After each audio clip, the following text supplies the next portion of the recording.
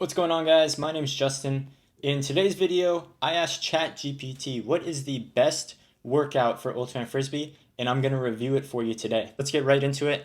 First thing I asked is what is the best workout for Ultimate Frisbee? ChatGPT just laid out a bunch of principles and a bunch of workout ideas. Even though this didn't directly answer my question, I actually really like this. If you watch my Instagram videos, you know I very rarely actually put in sets and reps. The reason for this is because everybody's at a different level. Everybody's body is different. For somebody, right, 3 sets of 10, for example, might be way too little. For somebody, that might be way too much. So to give a very broad recommendation, I often don't think is the best thing. So it's really important to know where your body's at and then be able to make the appropriate judgment there. So I like this idea of just giving out workout ideas. First thing ChatGPT recommends is interval training. Ultimate Frisbee involves a lot of sprinting in quick bursts of movement. That's exactly what Ultimate is. As a cutter myself, I cut really hard, I clear hard back into the stack, and then I'm chilling for a bit. That intermittent high intensity. So interval training is really good. And as ChatGPT says, interval training is a great way to improve your speed,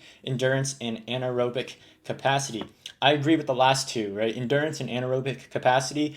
Interval training is definitely a good conditioning form to improve those things. I would disagree with speed. If you guys watch my conditioning for Ultimate Frisbee video, in there I talk about why we should separate our sprint training with our conditioning training. So I would check out that video because that's going to explain it. But overall, interval training is great. Plyometrics. Plyometric exercises are explosive movements that help improve your power and agility. Examples of plyometric exercises include box jumps, jump squats, and lateral bounds. They're definitely correct here. Plyometrics are great. They're really a staple for any athlete's training program. But something I'll mention though with plyometric exercises is yes, they help improve your ability to jump higher, improve your ability to change direction quickly, but that's because you're training that ability to redirect force. Think about when you're changing direction. You have to decelerate and then you have to redirect all that force so then you can accelerate. You're absorbing force and then you're redirecting that force in the direction you want to go. So things like box jumps, you're only working one half of that. You're only working on that producing the force, but you're not actually working on that ability to absorb and then redirect that force. It's not bashing box jumps. I think box jumps are great and they have their place. You've just got to think about the context that you use them in, right? But something like a lateral bound is great because each time you bound, you have to land, absorb that force, and then redirect it back in the other direction. So that's actually training what they're talking about here. Moving on, strength training. Building strength is important for Ultimate Frisbee players. Strong muscles help protect against injury and improve overall performance. Focus on exercises that target the lower body, such as squats, lunges, and deadlifts. Overall, strength is really going to help out. If you're stronger, you can generally put a little bit more force into the ground. And then like it's saying here, it can help protect against injuries. A lot of times injuries happen because our muscles aren't strong enough to handle the forces of a movement. A deceleration, for example, our joints have to handle forces that are 6 to 8 times our body weight. So if we're not strong enough to handle that, that's when injuries can happen or pain can happen. So some general strength training can definitely help out with that. I wouldn't say it necessarily protects against injuries. There's no way that we can 100% reliably and accurately predict and protect against injuries, but we can definitely do our best, and strength training is one of those ways. Now, of course, there comes a point where you can become too strong and strength training can start to interfere with your performance on the field. So I would definitely just see where your body's at. If you continue to improve your squat strength and you feel like your performance on the field is also improving, like you're running faster, you're jumping higher, then great, you're obviously getting some good benefits out of strength training.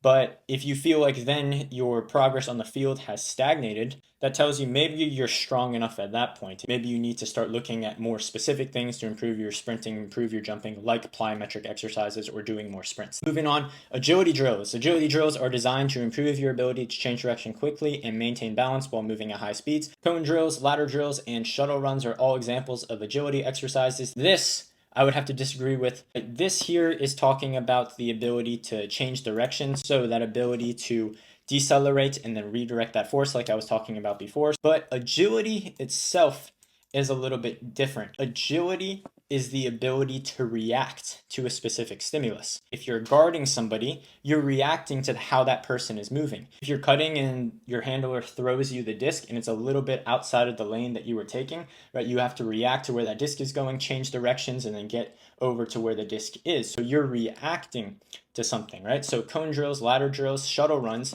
these are putting out a pre-planned movement. You're running up to a cone and you already know exactly at that cone that you're going to change directions. There's no reaction component. I'll make a video about this in the future. So things like tennis ball drills, the Atlanta Hustle put out a video at their tryouts where they're doing reaction belt training.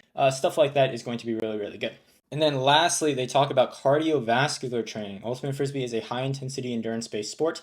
To improve your cardiovascular fitness, try incorporating activities like running, cycling, or swimming. Again, if you watched my conditioning video, talk a little bit more about where that longer cardio can be appropriate. Generally speaking, it's usually better in the off-season. In the off-season, you're not playing as much Ultimate Frisbee, so you can supplement by doing some of that longer cardio, so then you can build up a good cardio base. But once we're in season, we're playing a lot more Ultimate, we're practicing a lot more, so we're usually getting a lot of our cardio training that way. If you're playing and practicing 5 days a week, do you really need to be doing more cardio? No, you're already doing 5 days of cardio training a week. So that's just something to consider there, but again, it's a case-by-case basis of when you might want to add in some cardio training.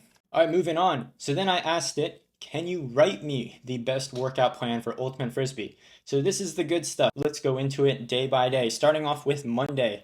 Starts off with a warm-up, 10 to 15 minutes of jogging and dynamic stretching. This is great. The goal of a warm-up is just to feel good for whatever your workout is. So I always think it doesn't need to be super complicated. Just do what makes your body feel good. For most people, that's going to be this. It's going to be the jogging and dynamic stretching. If you're somebody that has to do some static stretching in order to feel loose, in order to feel good, if that's what makes you feel the most prepared, then go ahead and do that. Overall, this is good. Here, jogging, dynamic stretching, I think is a really good warm-up. Then go into interval training. So 10 rounds of 30-second sprints, followed by 30 seconds of active rest. This here, I really don't agree with. It's the order in which you're doing it.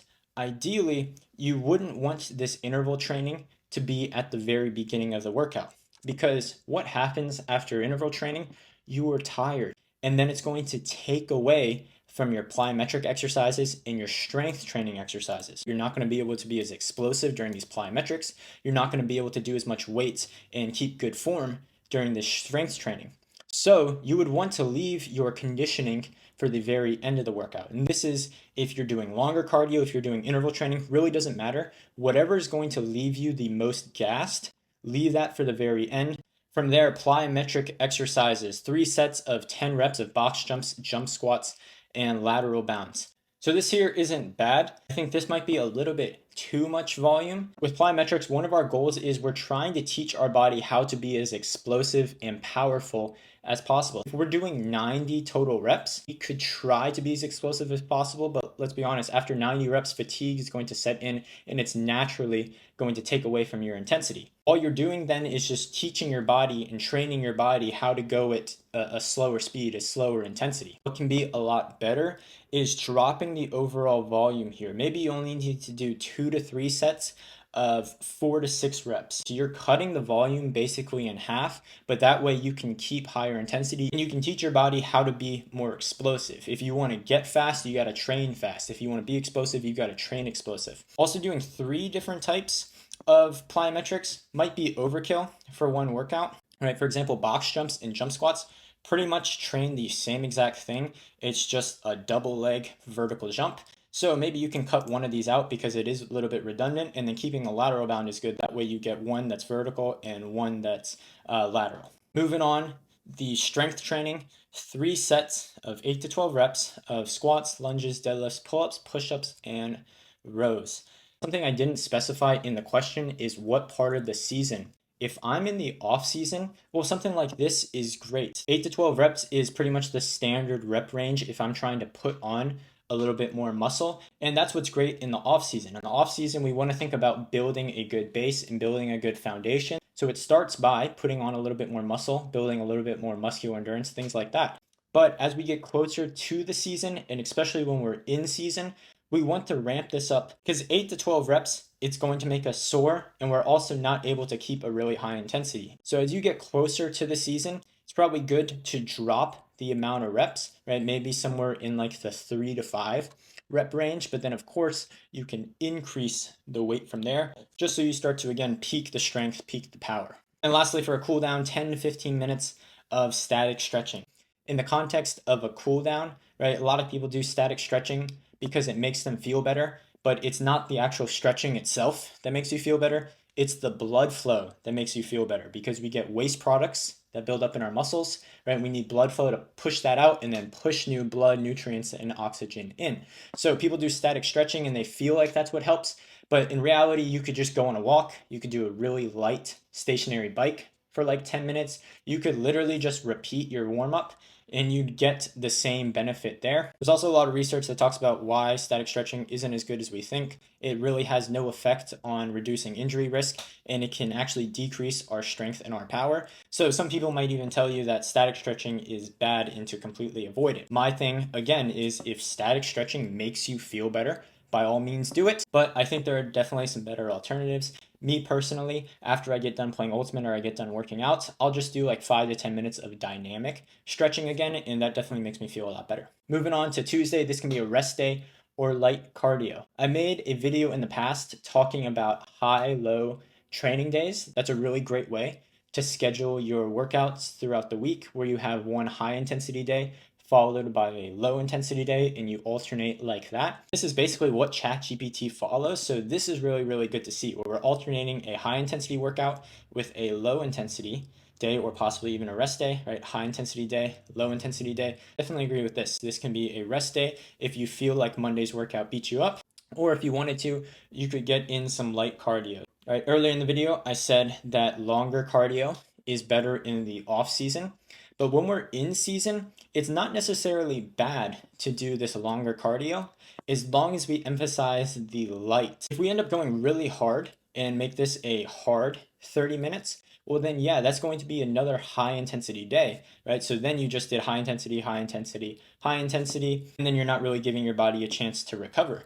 But if you make this light cardio, we're talking like 30 to 40% effort, like conversational pace. You could easily hold a conversation during this. That can actually be really good. It can actually help with recovery because you're getting that blood flow, like I was saying, that helps push out some of that waste product. So I think as long as your body is feeling good, doing some of this very, very light cardio can also be really good. Moving on to Wednesday, we've got the same warm up here. We've got agility drills, so 3 sets of 10 of cone drills, ladder drills, and shuttle runs. And again, not that these are bad, it's just they're not actually training agility. If you wanted to actually train agility, you could start off your workout with some drills where you have to actually react to something as you change direction. You could also practice your cutting. That's something I do a lot where I have a couple cuts in mind that I want to work on and I go out and I just rep them out at like 50 to 75% speed just so I can get the technique of them down. And Wednesday, what they did well here is they put that cardiovascular training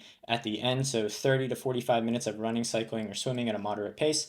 And again, it really depends on what point of the season that you're in. If you're in the off season, so this might be good because maybe you're not playing as much Ultimate, so a 30 to 45 minute hard run might be something that's good. But if you're in season and let's say you have practice on Wednesday, well, you'll probably just get your cardio training from going hard at practice, so maybe you might not need to do this. Thursday, again, is that rest day or light cardio, and then Friday is just a repeat of Monday. Something important to note, they changed up the interval trainings. It's 8 rounds of 45 seconds on, 15 seconds off. You don't always want to do the same thing. If you're doing 2 interval training days in a week, I would have one maybe be a little bit longer, one be a little bit shorter. Moving on to Saturday, so they're accounting for the fact that you're probably doing something on Saturday like practicing or scrimmaging. And then Sunday, it's a really long distance run or bike ride. I would just look at this in the context of the entire week. So Friday, we have a high intensity day. Saturday, practice or scrimmage, we know that's going to be high intensity. Sunday, a long distance run or bike, that's going to be high intensity. And then we know on Monday, that's a high intensity day again. So that's 4 high intensity workouts in a row. That's a lot on your body. We know that by Monday, that workout's probably not going to be that high quality because you're really, really tired. So it may be good to make Sunday just a rest day. That way you can recover here. And then when you start the week again on Monday, you're feeling good and you can keep that intensity high. So this was something that was fun to do. I think if you're brand new to doing any sort of extra training, this program could probably help you out. I would just make some of the tweaks that I talked about in this video. I'll probably make a lot of videos that expand on a lot of the things that I talked about here. If you like this video, please be sure to hit like and subscribe for more videos like this.